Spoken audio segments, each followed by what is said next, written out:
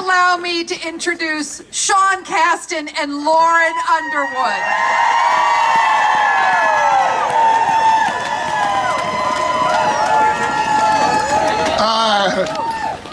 I gotta follow Karina. Smartest decision I made in the campaign was sharing an office with Karina in West Chicago.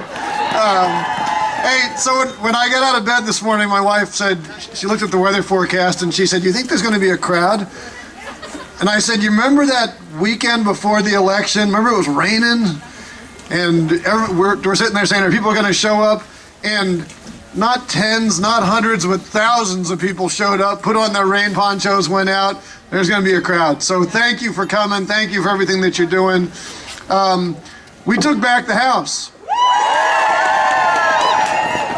And the responsibilities that Lauren and I have stepped into, I can't speak for Lauren, but speaking for myself, there's a lot that depends on us holding on to the House and going forward.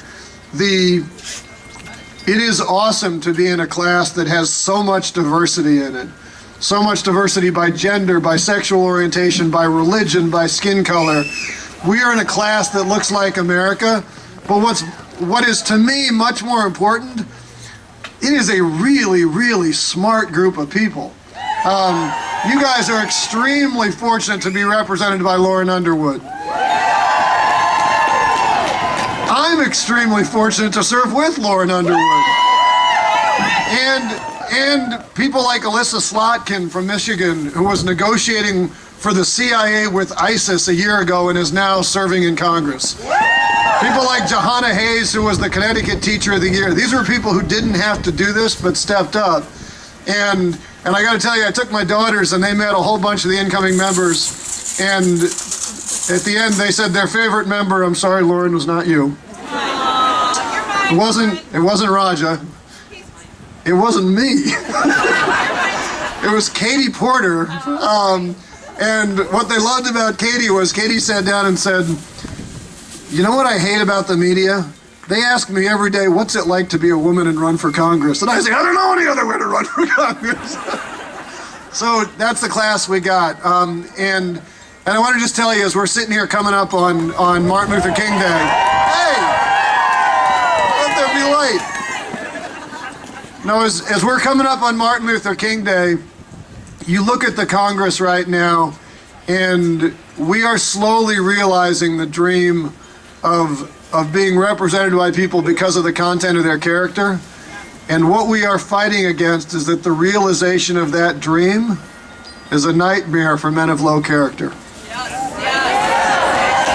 And we're going to win, but we got to keep on pushing, because this shutdown right now is disproportionately affecting women. These domestic violence centers are not getting funding. There are thousands of women every month in this county who depend on nutritional assistance from the WIC program that's not being funded. This is not humane. This isn't about border security when we're not paying our Customs and Border Patrol agents. This isn't about bipartisanship when we're passing bills in the House that the Senate passed overwhelmingly, and we're getting people coming across the aisle and voting in the House. We are shut down because of two men of low character. That's right. One of them is in the White House, and the second one is Trump's man Mitch, excuse me, who wouldn't know leadership because he's not willing to stand up to the people in front of him. So keep the pressure on him. Let's get this government open, and let's keep working forward. So thank you very much.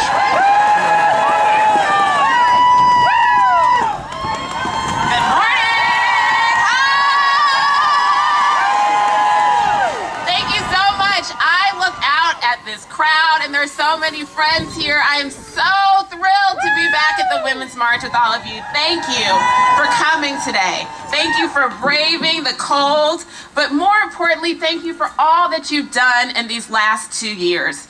It started with marching, and I was right there too. It continued with calls and with letters and organizing and getting more involved in our community than we'd ever been before, in our government. And for some of us, it had even included taking the leap and running for office. And look at where we are now. We're louder, we're stronger, and more represented than ever before. There are 131 women in the House and in the the most ever in history. For the first time, we have a pro-choice majority in the House of Representatives, and we did that. I'm in awe and am so honored to stand before you today as your Congresswoman from the Illinois 14th District, the first woman to ever represent this community in the Congress, and it would not have been possible without engaged women and men like you who refuse to sit on the sidelines.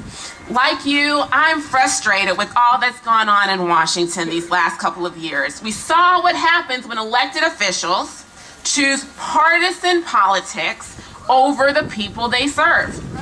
And it's that dysfunction that propelled me to run. And with your vote, you all sent a message that you too are ready for a new day. And let me tell you, today is a new day. Now, the election was the first step. Now comes the work for all of us. And you aren't afraid of a little bit of hard work, because I've seen what you can do. And so let me just tell you what we've been working on in the 2.5 weeks since I've been in Washington. Now, on January 3rd, we made history as I became the youngest Black woman to ever be elected to serve in the Congress. But that same day, I got right to work, voting late until the night, and getting my first legislative victory over the finish line. I authored 2 anti-harassment provisions in House Resolution 6, the rules that govern the House of Representatives. That legislation prohibits sexual relationships between members of Congress and their staff.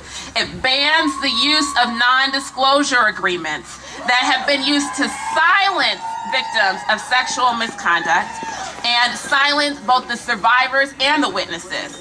Policies that would have been a no-brainer in any other workplace. We had to propose and introduce, and now we have Time's Up that has finally come to the halls of Congress. My first week, I proudly signed my name to sweeping legislation of pro-democracy reform that put the power back in the hands of all of you, the American people, by ending the dominance of big money in politics, making it easier to vote, and ensuring that politicians actually serve the public interest. And before my first week in Congress was up, I took to the House floor to give my first speech. A full-bloated defense of health care coverage for people with pre-existing conditions. We then voted in favor of intervening against the monstrous ongoing Republican lawsuit that aims to strike down the entirety of the Affordable Care Act and end its life-saving protections for the nearly 5.5 million Illinoisans with pre-existing conditions. So over the last 2.5 weeks, I voted continuously to end this heartless and nonsensical shutdown. But I have also kept my eye on the ball in advancing legislation that will help women and families. I've co-sponsored legislation that will require a background check for every single firearm sale and raise the age to purchase semi-automatic weapons to 21, protecting our young people who are increasingly afraid of experiencing violence at school. I'm working with my colleagues on legislation, the Family Act, that is desperately needed to ease life transitions that we all experience. The Family Act would ensure that workers can take up to 12 weeks of paid leave for pregnancy, the birth or adoption of a child, to recover from serious illness or care for a seriously ill family member. And I commit to you today to work with my colleagues and finally tackle the student loan crisis that is setting far too many bright young people up for financial failure. But I need you to join me on the journey. Our nation and our union is more perfect when we work together for the greater good. I don't have to tell you how high these stakes are, ladies. So get ready. There's more calls to make. Okay? Call us. There are more letters to write, more neighbors to connect with to ensure that we are heard loud and clear in Washington. And as your neighbor and as a daughter of this district, I want to continue to hear from you. So write me, visit our office in DC, in the district. We're going to have more offices opening soon too, but for now, Campton Hills. And call me, email, tweet me, slide in our DMs. Get in touch, please. Do whatever it takes to communicate with me and my team to tell us what's going on, okay? We want to hear your stories, your priorities, so that we can get more done for women. And we can do it together. So grateful to be in the fight with all of you, to fight alongside all of you, because when we fight, we win. And we have won this new day in Washington. Let's keep going. Thanks so much.